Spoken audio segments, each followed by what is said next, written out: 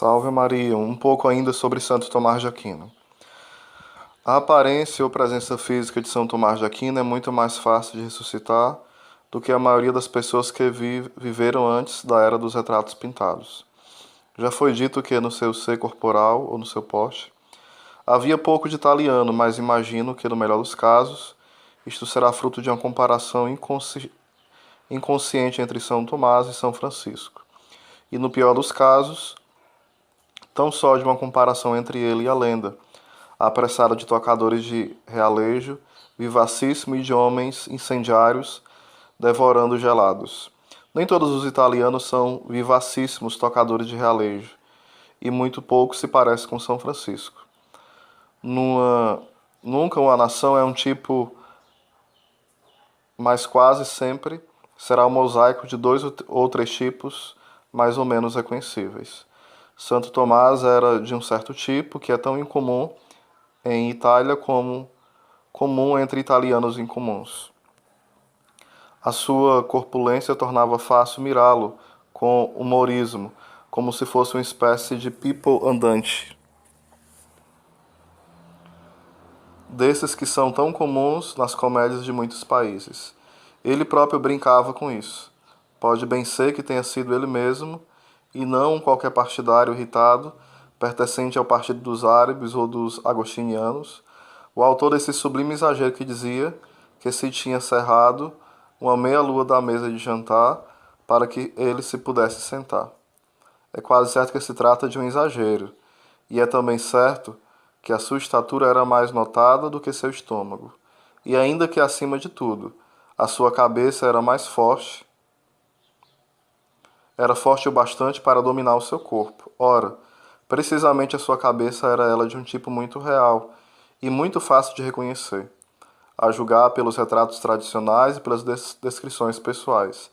Era desse tipo de cabeça com uma mandíbula e um queixo maciços, um nariz romano e uma testa alta e algo calva, que apesar de ampla e saliente, não deixa de dar uma curiosa impressão côncava com alguns baixos aqui e ali, como se fossem cavernas de pensamento. Napoleão carregava essa cabeça num corpo baixo. Mussolini carrega hoje num corpo mais alto, mas igualmente ativo. Pode ainda ser vista nos bustos de alguns imperadores romanos e ocasionalmente será avistada a assomar por cima do peitilho, puído de um criado da mesa italiana. Mas o mais das vezes, ele será o chefe de mesa que vemos à cabeça dos criados.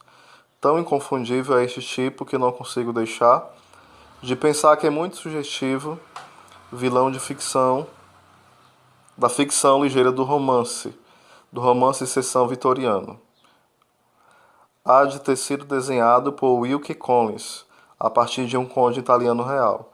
Pelo tanto que ele é diferente do vilão tradicional, magro, seco, moreno e gesticulante. Papel e descrição que entre os vitorianos caberia geralmente a um conde italiano. Alguns lembrar-se-ão, pelo menos assim eu espero, de que o conde Fosca era um fidalgo colossal, calmo e corpulento, cuja cabeça era sem tirar nem pôr, como a de um busto de Napoleão, só que de tamanho heróico. Pode ser que fosse um vilão melodramático, mas era tolerável, convincente como italiano. Desse tipo. Se recordarmos a sua maneira tranquila e o soberbo bom senso das suas ações e das suas palavras cotidianas, talvez consigamos captar uma imagem material do tipo a que pertencia São Tomás. Sendo-nos apenas pedido um pequeno esforço, o ato de fé de imaginar o conde Fosco subitamente transformado num santo.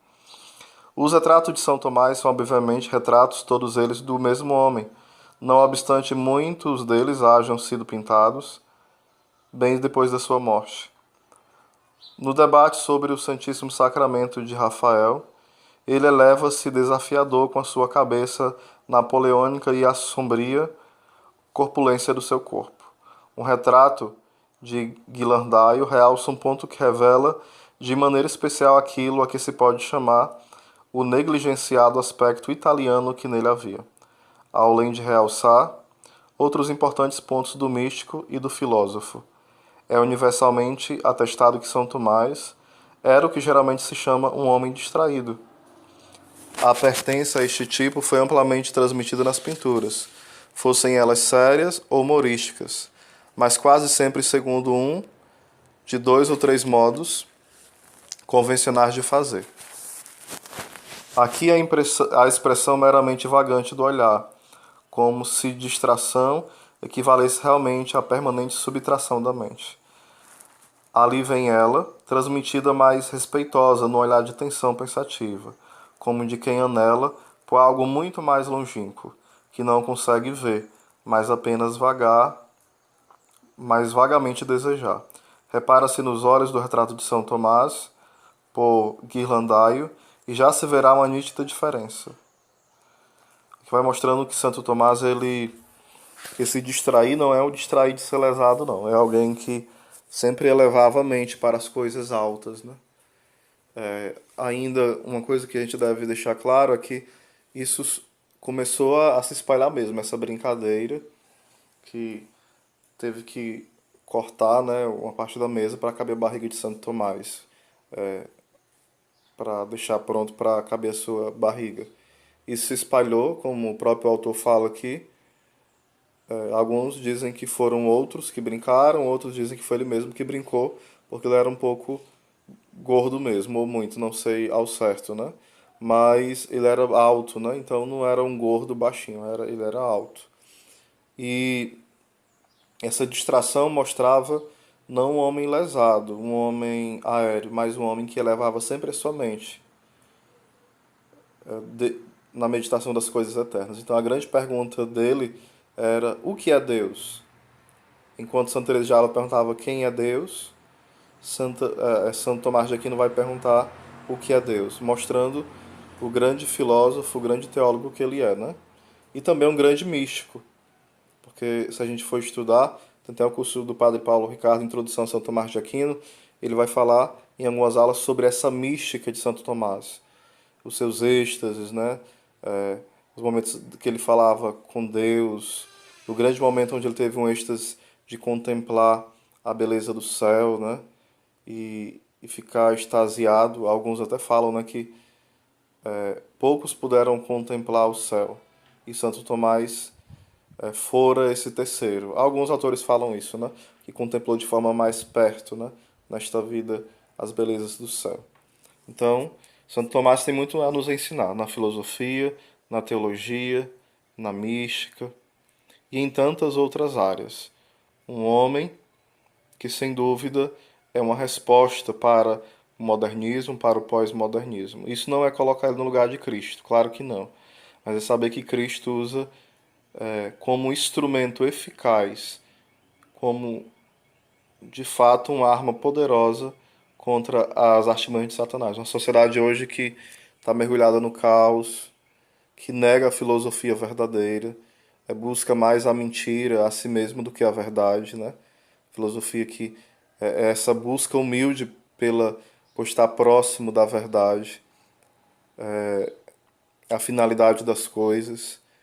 A teologia também de Santo Tomás de Aquino, que não é uma teologia somente de você achar que é só complicado, ele quer complicar as coisas, não.